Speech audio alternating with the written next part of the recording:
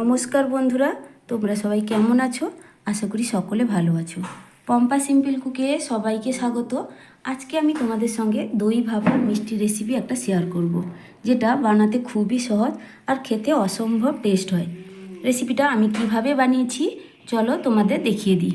সবার প্রথমেই দেখো, এখানে আমি দই নিয়ে নিয়েছি। দইটা কিন্তু একদমই ফ্রেশ দই, যেমন আমি রাতে দুধটা ঢেলে সকালেই আমি দইটা নিয়েছি। এই রকমই তাজা দই একদমই নিতে হবে। দইটা টক বেশি হলে কিন্তু একদমই হবে না। ফ্রেশ তাজা দই আমি এখানে নিয়ে নিয়েছি। এবার একটা বাটির উপর আমি এরকম একটা বড় ছাঁকনি রেখে দিয়েছি। এবার সেই ছাঁকনির উপর আমি একটা সুতির রুমাল উপর থেকে দিয়ে দিচ্ছি। দেখো, এবার আমি দইটা ছেঁকে নেব। দইটা অবশ্যই ছেঁকে নিতে হবে। দইতে যে এক্সট্রা জলটা আছে, এই রুমাল দিয়েই জলটা নিচে বাটিতে পড়ে যাবে। এতে দইটা আমার অনেকটাই শুকনো হয়ে যাবে। একদম জল ঝরানো টক দই আমার এখানে প্রয়োজন।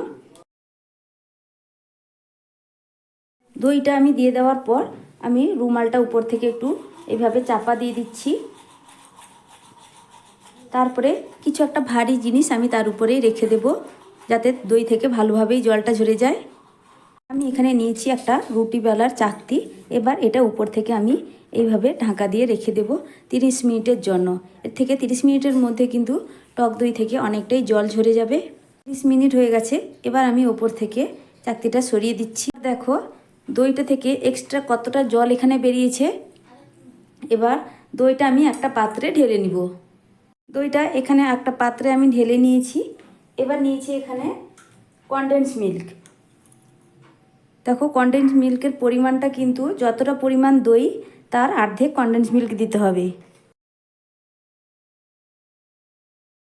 আর এখানে নিয়েছি আমি এলাচ 5টা আমি কয়েক দানা চিনির সঙ্গে একটু শিলনোড়ায় ভালো করে গুঁড়ো করে এনেছি। তোমরা চাইলে এলাচের পাউডারও ব্যবহার করতে পারো। এবার দইয়ের সঙ্গে কনডেন্স মিল্ক আর এলাচটা আমি একটা হ্যান্ড উইস্কের মাধ্যমে ভালো করেই ফেটিয়ে নেব। যেভাবে কেকের ব্যাটার ফেটানো হয় ঠিক ওইভাবেই ফেটিয়ে নিতে হবে। খুব ভালো করে স্মুথ একটা ব্যাটার রেডি করব।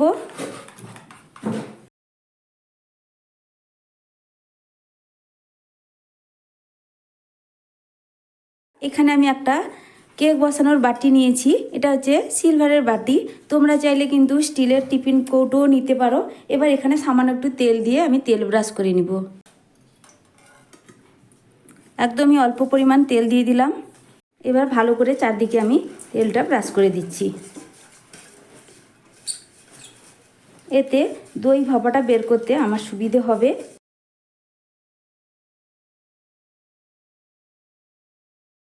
তেলটা ব্রাশ করে নেওয়ার পর আমি এখানে নিয়েছি একটা সাদা কাগজ। তোমরা চাইলে বাটার পেপারও নিয়ে নিতে পারো। এবার এই কাগজটা আমি কিন্তু বাটির ভেতরে ভালো করেই সেট করে দিলাম। যেভাবে কেক বসানোর সময় বাটার পেপার দেওয়া হয় ঠিক এইভাবে। এবার উপর থেকেও আমি একটু তেল ব্রাশ করে দিচ্ছি। এবার ফেটিয়ে রাখা দইটা আমি দিয়ে দিব। পুরো দইটাই আমি ঢেলে নিয়েছি। তারপরেই আমি নিয়ে নিয়েছি এখানে একটা অ্যালুমিনিয়াম ফয়েল। উপর থেকে ভালো করে আমি সিল করে দেব। তোমরা চাইলে উপর থেকে একটা প্লেট দিয়েও ঢাকা দিয়ে ভাপে বসাতে পারো। আমার কাছে অ্যালুমিনিয়াম ফয়েলটা ছিল, তার কারণেই আমি এবার সিল করে দিলাম, যাতে এটা ভাপে বসানোর সময় ওপর থেকে জল যেন সরাসরি দইয়ের ওপর না পড়ে। তার কারণেই আমি অ্যালুমিনিয়াম ফয়েলটা দিয়েছি। 5 মিনিট আগে আমি একটা পাত্রে কিছুটা পরিমাণ জল আমি বসিয়ে দিয়েছিলাম। এখানে দেখো জলটা ফুটে উঠেছে। এই ফুটন্ত জলের উপরই আমি একটা দিয়ে দিয়েছি স্ট্যান্ড। সেই স্ট্যান্ডের উপর এবার আমি এই বাটিটা বসিয়ে দেবো। এবার দইয়ের বাটিটা বসিয়ে দেওয়ার পর ওপর থেকে একটা ঢাকনা আমি এইভাবে লাগিয়ে দিলাম। এবার ভাপে হতে দেব 20 মিনিট। 20 মিনিটের আগে কিন্তু ঢাকা খোলা যাবে না। 20 মিনিটের পর আমি ঢাকাটা খুলে চেক করব। 20 মিনিট এবার হয়ে গেছে। এবার আমি ঢাকাটা খুলে দেখব। গ্যাসের ফ্লেমটা কিন্তু এখন আমি বন্ধই করে দিয়েছি। এবার আমি ঢাকনাটা সরিয়ে দিলাম। এবার ওপর থেকে অ্যালুমিনিয়াম ফয়েলটা সরিয়ে দিয়ে আমি একটু চেক করে নেব। এই অবস্থায় কিন্তু এখনও খুবই গরম আছে। খুব সাবধানেই এটাকে তুলে নিচ্ছি।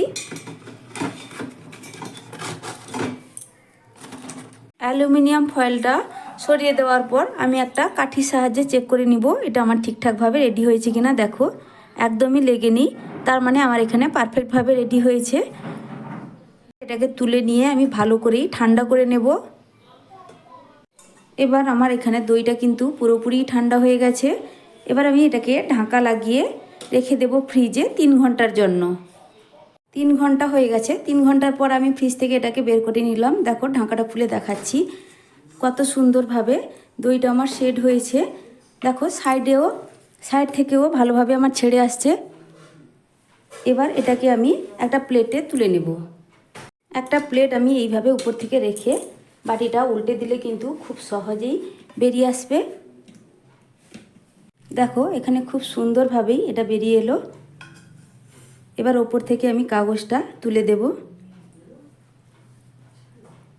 দেখো এখানে আমার কত সুন্দরভাবে রেডি হয়েছে আর কতটা সফট হয়েছে। এবার এটাকে আমি একটু সাবধানে তুলে আমি এইভাবে একটু উল্টে দিচ্ছি।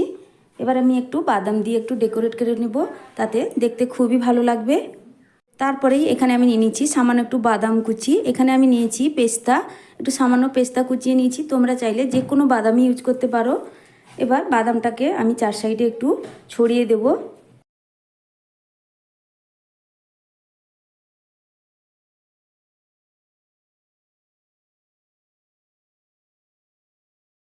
দেখো এখানে বাদাম কুচিটা ছড়িয়ে দেওয়ার পর কতটা সুন্দর লাগছে দেখতে।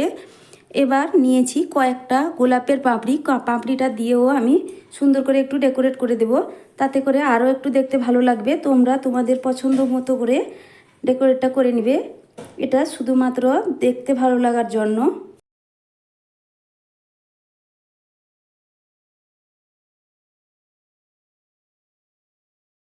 দেখো বন্ধুরা, আমি এখানে সুন্দর করেই ডেকোরেট করে নিয়েছি আমার মতো করে। তোমরা তোমাদের পছন্দ মতো করে ডেকোরেট করে নেবে।